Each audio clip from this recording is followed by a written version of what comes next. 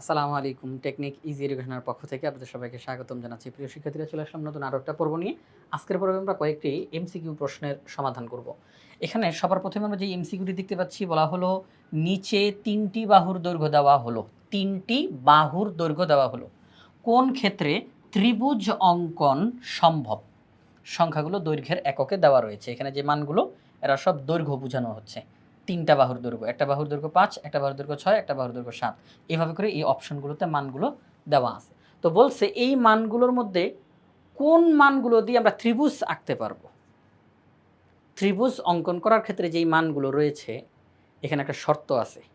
ত্রিভুজের ৩টি বাহুর মধ্যে যে কোনো ২ বাহুর সমষ্টি তৃতীয় বাহুর চাইতে বড় হবে। ত্রিভুজের ৩টি বাহুর মধ্যে যে কোনো ২ বাহুর সমষ্টি তৃতীয় বাহু অপেক্ষা বৃহত্তর হবে, অর্থাৎ যোগফলটা বড় হবে। আমরা খুব সহজে রেজাল্ট বের করার জন্য ওই তৃতীয় বাহু হিসেবে কাকে ধরব? ৩টা বাহুর মধ্যে সবচেয়ে বড় বাহু যেটা, তাকে আমরা ৩ নাম্বার বাহু হিসাবে ধরব। ৩টি বাহুর মধ্যে সবচেয়ে বড় বাহু যেটা, তাকে আমরা তৃতীয় বাহু হিসেবে ধরব। বাকি যে ২টা বাহু আছে তাদেরকে আমরা যোগ করব।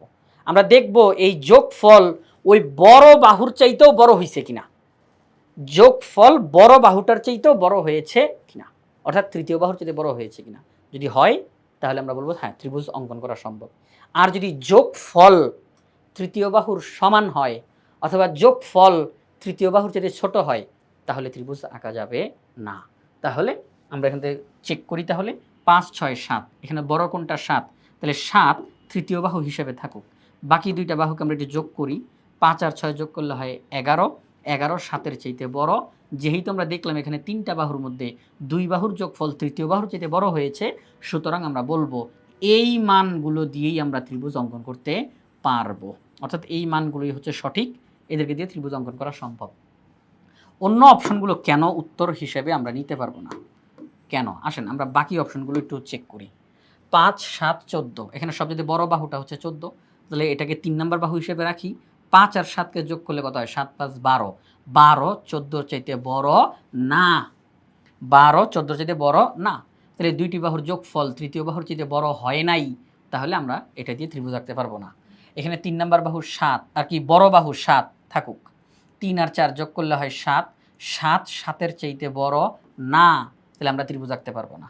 এখানে বড় বাহু হচ্ছে ৮, তাহলে এটা আলাদা থাকুক। ২ আর ৪ যোগ করলে হয় ৬। ৬ ৮-এর চাইতে বড় না, তাহলে আমরা ত্রিভুজ আঁকতে পারবো না। তাহলে এই কারণেই এটা হচ্ছে সঠিক উত্তর, যে এখানে সকল শর্ত এটা মেনেছে। এবার চলেন আমরা পরবর্তী প্রশ্নে যাই।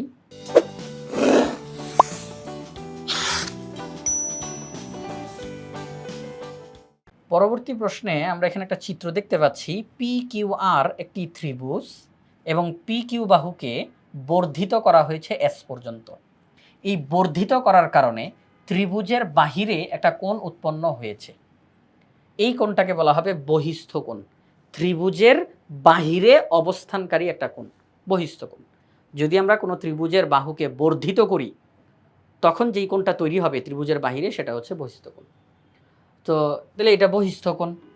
আর ত্রিভুজের ভিতরে যেই কোণগুলো, তারা হচ্ছে অন্তস্থ কোণ, মানে ভিতরের আর কি ত্রিভুজের ভিতরে অবস্থানকারী। এখন প্রশ্নে কি বলছে? চিত্রে কোণ আরপিএস এর মান কত? এই যে চিত্র, এখানে কোণ আরপিএস, আরপিএস কোনটা? আরপিএস, এইটা কোণ আরপিএস এর মান কত আমাদের কাছে তারা জানতে চেয়েছে, যে এইটার মান কত তোমরা আমাদেরকে বের করে জানাও। চলেন আমরা এখন এই কোণের মান বের করব। কিভাবে করে আমরা এটার মান বের করতে পারি? সেটি হচ্ছে, আমরা জানি যে একটি বহিস্থ কোণ বিপরীত অন্তস্থ কোণ দ্বয়ের সমষ্টির সমান। একটি বহিস্থ কোণ বিপরীত অন্তস্থ কোণ দ্বয়ের সমষ্টির সমান। খেয়াল করে দেখেন, এই ত্রিভুজের ভিতরে কিন্তু 3টি কোণ রয়েছে। এই 3টা হচ্ছে অন্তস্থ কোণ। যদিও এই 3টা অন্তস্থ কোণ, কিন্তু এদের মধ্যে এই কোণটা এই বহিস্থ কোণের বিপরীত না। কারণ দেখেন, এই কোণ আর এই কোণ কোনো একটা বিন্দুতে এসে মিলিত হয়েছে, তার মানে এই কোণটা এই কোণের বিপরীত না। তাহলে এই বহিস্থ কোণের বিপরীত অন্তস্থ কোণ কারা? এই দুইটা। কারণ দেখেন, এই দুইটার সাথে সরাসরি এটার কোনো কানেকশন নাই, কিন্তু এই কোণের সাথে এই কোণের একটা কানেকশন আছে, যে এই বিন্দুতে এসে মিলিত হয়েছে। তার মানে যদিও এই কোণটা অন্তস্থ কোণ, কিন্তু এটা বহিস্থ কোণের বিপরীত না। তাহলে বিপরীত কারা? এই দুইটা হচ্ছে বিপরীত। তাহলে আমরা বলবো বহিস্থ কোণের বিপরীত অন্তস্থ কোণ দ্বয়ের সমষ্টিটা আমরা এখন বের করি। এই দুইটা কোণের যোগফল 30 আর 40 যোগ করলে হয় 70। আমরা বলবো বহিস্থ কোণের মান হচ্ছে 70 ডিগ্রি। অর্থাৎ আমাদের কাছে তারা জানতে চেয়েছে কোণ RPS এর মান কত, তার মান হচ্ছে 70 ডিগ্রি। তাহলে 70 ডিগ্রি আমরা অপশনে দেখতেছি খ নাম্বারে আছে। তাহলে খ নাম্বার অপশনটা হচ্ছে সঠিক উত্তর। এখন এখানে যেই বিষয়টা, আপনি কিন্তু এই উত্তরটা আরেকভাবে বের করতে পারেন। সেটা হচ্ছে PQR, এটি একটি ত্রিভুজ। ত্রিভুজের 3 কোণের সমষ্টি 180 ডিগ্রি হয়। তাহলে 180 ডিগ্রির মধ্যে এখানে 30 আছে, এখানে 40 আছে, আর কত দরকার? আরও 110 দরকার। তাহলে এখানে 110 হবে। তাহলে এটা যদি 110 হয়, খেয়াল করে দেখেন এই কোণ আর এই কোণ যোগ করলে সরল কোণ হবে। এই দুইটা কোণ যোগ করলে কী হবে? সরল কোণ। তাহলে সরল কোণের মধ্যে এখানে 110 আছে, আর দরকার কত? 70। তাহলে এতটুকুর মান 70। আপনি ওইভাবে করেও চিন্তা করে বের করতে পারেন। তবে আমরা নর্মালি বলবো একটি বহিস্থ কোণ বিপরীত অন্তস্থ কোণ দ্বয়ের সমষ্টির সমান। তাহলে সেই ক্ষেত্রে এখানে যোগ করে আমরা পেয়েছি 70 ডিগ্রি। আমরা এবার পরবর্তী প্রশ্নে তাকাই। একটি ত্রিভুজকে অপর একটি ত্রিভুজের উপর স্থাপন করলে যদি ত্রিভুজ দুইটি সর্বতভাবে মিলে যায়, একটা ত্রিভুজের উপর আরেকটা ত্রিভুজকে আপনি স্থাপন করছেন, এতে করে যদি দুইটা ত্রিভুজ একদম পুরোপুরিভাবে মিলে যায়, তাহলে সেই ক্ষেত্রে এই নিচের 3টা অপশনের মধ্যে কোনটা কোনটা সঠিক হবে। আমি একটু নোটের মধ্যে একটু দেখাইতে চাই। আমরা একটা ত্রিভুজ নিলাম, এই যে আরেকটা ত্রিভুজ নিলাম। তাহলে কয়টা ত্রিভুজ? 2টা ত্রিভুজ। আমরা 2টা ত্রিভুজ দেখতেছি। তো এখন যদি একটা ত্রিভুজের উপরে আরেকটা ত্রিভুজকে স্থাপন করি, যে এই ত্রিভুজটাকে যদি এই ত্রিভুজের উপর এনে স্থাপন করি, আর এরপরে যদি আমি দেখি যে ত্রিভুজ দুইটা পুরোপুরিভাবে মিলে গেছে, এখানে কিন্তু ত্রিভুজ দুইটা, এখানে কিন্তু ত্রিভুজ দুইটা, হ্যাঁ ত্রিভুজ দুইটা এখানে আপনারা দেখতেছেন। তো একটা ত্রিভুজের উপরে যদি আরেকটা ত্রিভুজ এনে স্থাপন করলে পুরোপুরিভাবে মিলে যায়, কোনো জায়গাতে এদিক সেদিক হয় নাই, পুরোপুরিভাবে 3টা শীর্ষবিন্দু পুরোপুরিভাবে মিলে গেছে, তখন আমরা এদের ক্ষেত্রে কি বলতে পারবো? এদের ক্ষেত্রে আমি এখন একটু বলে যাই।